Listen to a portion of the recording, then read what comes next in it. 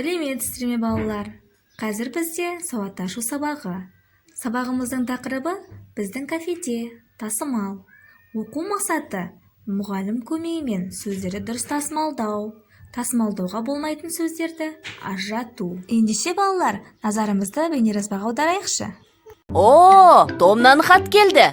Не жазыпты? Сәлем, Алан және Дана. Қал, жағдайларың қалай? Демалыстарың қалай өтіп жатыр? Астанада ауа райы қандай? Ауылға бардыңдар ма? Мен ата-анама сендер туралы айттым. Олар маған жазғы демалыста Қазақстанға баруыма рұқсат берді. Көріскенше, Том. Алан аға, Том ауа, ауыл, ата және олар деген сөздерді дұрыс тасымалдамапты. Дұрыс айтасың. Ол аны жолдың соңына қалдырып, уыл деген буынды келесі жолға шығарыпты. А буынын неге жолдың бойында қалдыруға болмайды? Өйткені бұл буын жалғыз дауысты дыбыстан құралып тұр. Жалғыз дауысты дыбыстан құралған буынды жол соңында қалдырып, тасымалдауға болмайды. Том бұл сөздерді буынға дұрыс бөлген, бірақ дұрыс тасымалдамаған ғой. Ол, уа, та деген сөздерде екі буын бар. Иә, сөзде қанша дауысты дыбыс болса, сонша буын болады. Дауысты дыбыс жеке өзі буын құрай алады. Мысалы, әкке, ана, ақын, емен. Осы сөздердегі дыбыстары жеке буын құрап тұр. Бірақ бұл сөздерді тура осылай буынға бөлгендей тасымалдауға болмайды. Дана, мен саған сөздер айтам. Сен оларды бірінші буынға бөл, одан соң дұрыс тасымалын айт. Мысалы, ойыншық, етікші, арыстан, инелік, орындық, ірімшік. Ойыншық,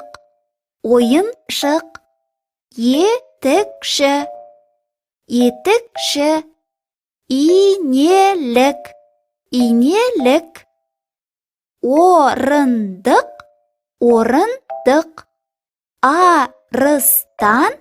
арыстан, ірімшік. Жақсы, Дана.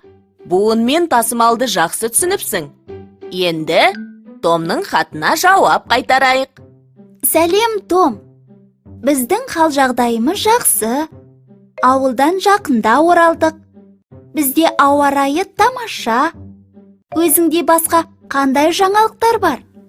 Астанаға келуіңді асыға күтеміз.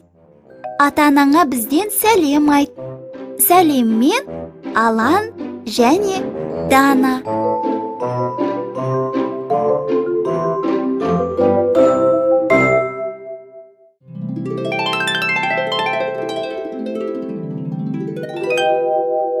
Қайталайық.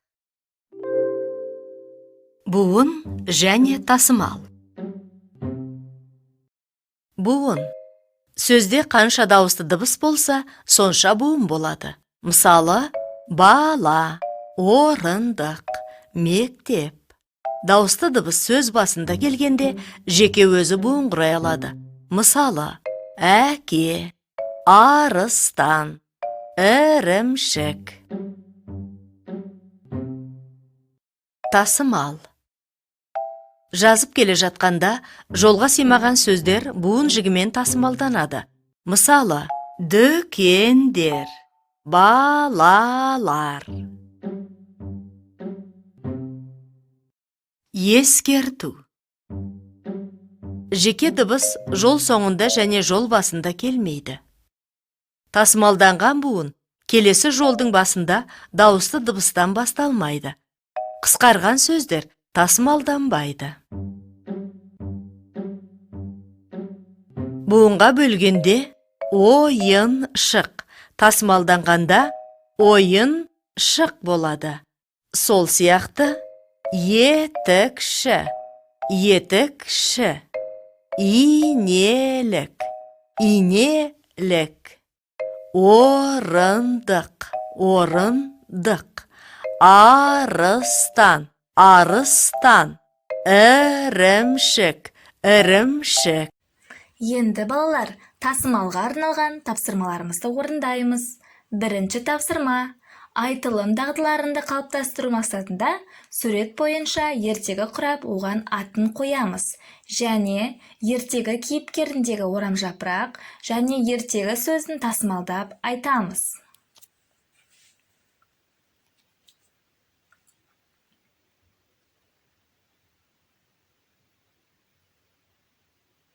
Балалар, суретке ертегі құрастырып айта алдыңдар.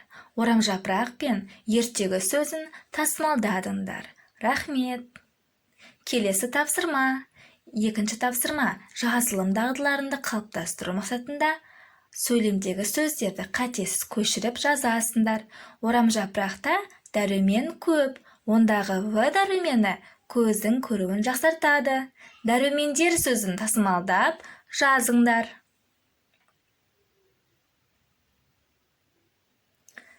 Жарайсыңдар, сөйлемдерді қатесіз көшірдіңдер, дәрумен сөзін дұрыс тасымалдап жаздыңдар. Келесі тапсырма. Тасымалдауға болмайтын сөздерді көшіріп жаз. Бота, қой, жаңбыр, бұғы, көз, қол, ет, парта, домбыра. Тамаша балалар, тасымалдауды білесіңдер, тасымалдауға болмайтын сөздерді таба аласыңдар. Ендеше, бүгінгі сабағымызға кері байланыс жасап көрейікші.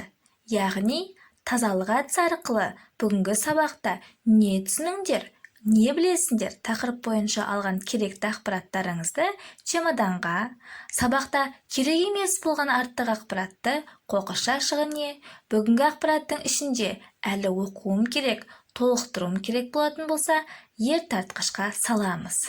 Үйге тапсырма. 5-ші жаттығу.